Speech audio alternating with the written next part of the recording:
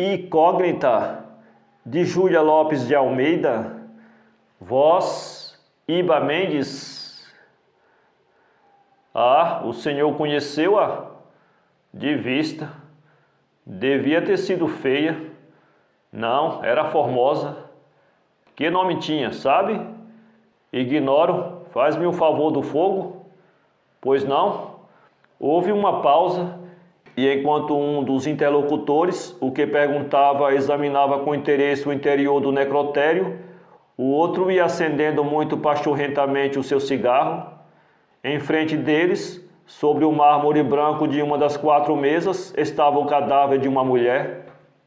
A claridade frouxa de um dia de inverno entrava pela larga porta e pelas janelas, indo cair sobre o corpo seminu da infeliz, a envolvê-la como uma grande mortalha transparente. Tudo triste, tudo cor de neve, tudo frio. O vento entrava cortante como uma lâmina bem afiada. No seu nicho, sobre fundo azul, a Virgem da Piedade, sustendo nos joelhos o corpo inerte de Cristo morto, evocava como um exemplo de profunda agonia a sua grande dor. Infeliz, dizia um dos espectadores, encostado ao umbral, olhando para aquele pavoroso espetáculo numa fixidez de animal magnetizado. O cadáver estava inchado pela absorção da água e já manchado da gangrena. Os cabelos enovelados empastavam-se sobre as clavículas, numas madeixas pretas, curtas, ásperas, sujas de areia e de partículas de algas. Os olhos entreabertos pareciam, na sua névoa sinistra e glacial, feitos da água que os havia apagado e que se tivesse coagulado em 2 grandes glóbulos gelatinosos e opacos. Expressão medonha, feita pelo terror da onda e pelo terror da morte. O diálogo continuava. O senhor diz que ela não era feia, no entanto parece horrorosa. Como a morte transfigura, como a morte é má. O outro sorriu-se, respondendo: se estivesse como eu, habituado a olhar para isto, já não se impressionaria assim. Vá-se embora. Está pálido, não convém abusar de uma impressão nervosa. Separaram-se, e o sujeito que conhecera a desgraçada morta noutros tempos, em que ela era talvez alegre, jovial, risonha, ia andando despreocupadamente, a bambolear a grossa bengala de castão de prata e a pensar no almoço do hotel, nas ostras frescas e no vinho leve. O outro, ao contrário, tremia, sentia as palmas das mãos úmidas e gélidas, como se as tivesse passado sobre a carne mole da defunta. Olhava com raiva para o mar azul franjado de espuma alvinitente, semeado aqui e além por umas velas brancas como asas de cisne. Sentia um cheiro de cadáver e de aço fênico em tudo, na mão, no próprio fato, no chapéu, no lenço, nas mãos. Todo esse dia foi para ele de sofrimento.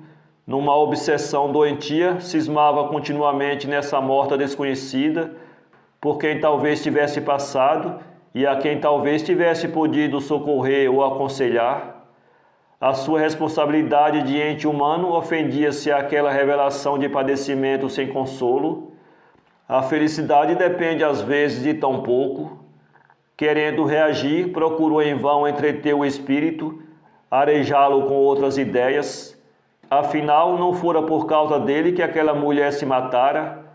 Depois, não lia ele todas as manhãs, já sem abalo à força do costume, tantas notícias de crime, tão dolorosas revelações nos jornais? Por que haveria agora este fato de o impressionar mais que tantos outros? Então, só porque os seus olhos tinham visto aquele corpo imundo, já a sua impassibilidade dava lugar a uma tamanha vibração de nervos? Devia pensar em outra coisa, queria-o, mas era vão o esforço, a resistência acudia à curiosidade. Coitada, porque se teria matado? Desgraças de amor, naturalmente, uma paixão. Sim, devia ter sido isso mesmo. Quando voltasse para casa, passaria outra vez pelo necrotério, esperava já não encontrar o cadáver, sabê-lo reconhecido pela família, tirando dali, daquela posição ignominiosa. Àquela hora alguém choraria a seu lado, já haveria flores sobre o seu corpo imundo e o perdão da família sobre o seu crime nefasto. Ainda 2 dias antes ela devia ter sido bonita, fresca, louçã.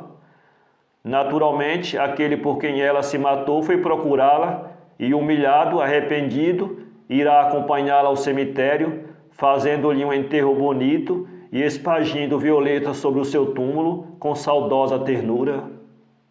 Talvez a matasse uma traição, o amante casaria, o marido amaria outra, a vergonha, o ciúme.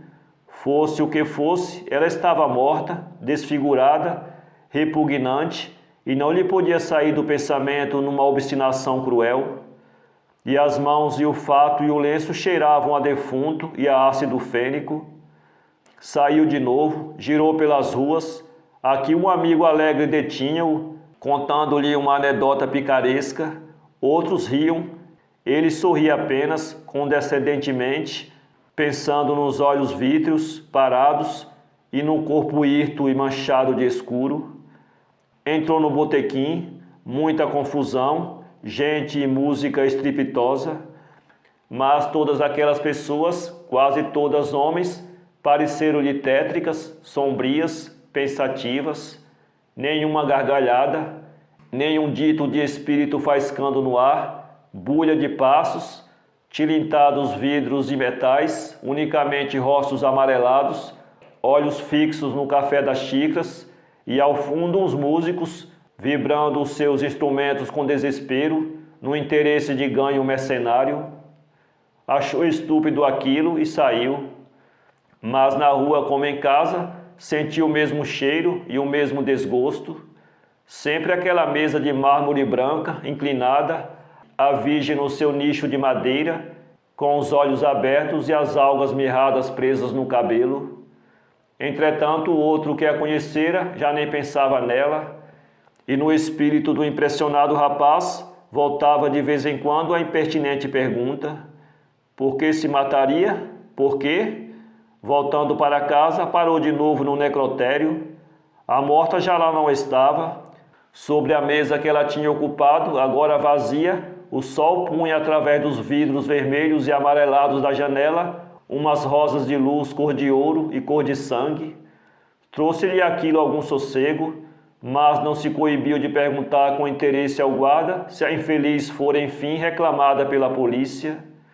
Não, senhor, respondeu-lhe o guarda com amabilidade, ajeitando no pescoço um lenço de lã azul. Então ninguém a reconheceu? Ninguém. Ninguém a procurou? Ninguém. Coitada! O guarda espantou-se de ver brilharem de comoção os olhos daquele importuno perguntador, que, no entanto, ia dizendo: não teve a desventurada pai, irmão ou amigo que lhe viesse dizer um último adeus? Que coisa triste! Ninguém, repetiu o guarda, foi daqui para o cemitério. Antes a tivesse deixado no mar. Sim, mas valia. O rapaz não respondeu. Olhou outra vez para a mesa, onde tremulavam as rosas de sol, e seguiu. Talvez se tivesse matado por ser sozinha. A mulher é uma eterna criança, precisa sempre que a conduzam pela mão. Sem lar, sem amor, sem amparo e sem conselhos, como poderia resistir e viver neste mundo? Faltou-lhe talvez o esposo, um amigo dedicado, talvez a mãe, um braço salvador, enfim, que a sustivesse em outro nível. Pobre rapariga, fascinou-a naturalmente a cor misteriosa do oceano, ora verde, ora azul. Supôs dormir entre os corais e as conchas naçaradas, enquanto as ondas rolassem sobre o seu corpo marulhosamente. Seria louca? É possível. Um pouco de espuma aparecendo e sumindo-se, assemelhar-se a um aceno que a chamasse. Incógnita, passando pela terra sem deixar ninho nem vestígio, afundou-se no mar repentinamente, com todas as suas desilusões, ou quem sabe, com todas as suas esperanças. Talvez que ele mesmo já a tivesse visto e beijado. Esta ideia fê-lo estremecer. viu fixarem nos seus olhos terríveis e impenetráveis da morta, nublados de cinzento, a cor sombria e muda. Interrogou as suas reminiscências, e a voz do guarda pareceu dizer-lhe de novo ao ouvido: ninguém. No caminho percorrido da sua vida não a vira nunca, antes assim, e ele respirou, porque se obstinava em pensar nela. Que estranho poder era esse, prendendo-o de tal forma a uma desconhecida? Vira-a pela primeira vez já morta, já putrefata e asquerosa. Acabou-se. A vida é bem pouca coisa para que a gente se ocupe tanto dela. Entrando em casa, a esposa correu a recebê-lo com a filhinha. Ele beijou-as com ternura, demoradamente, sentindo como nunca a alegria inefável de proteger alguém. Depois contou-lhes tudo, a sua dolorosa impressão diante da mesa inclinada do necrotério, onde um cadáver de mulher mostrava o rosto amarelo e os cabelos ásperos, sujos de areia e de algas secas.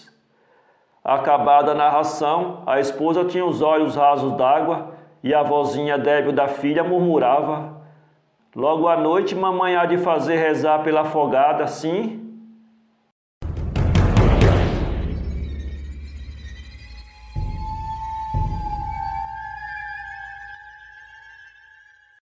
Para ler este conto, acesse www.poeteiro.com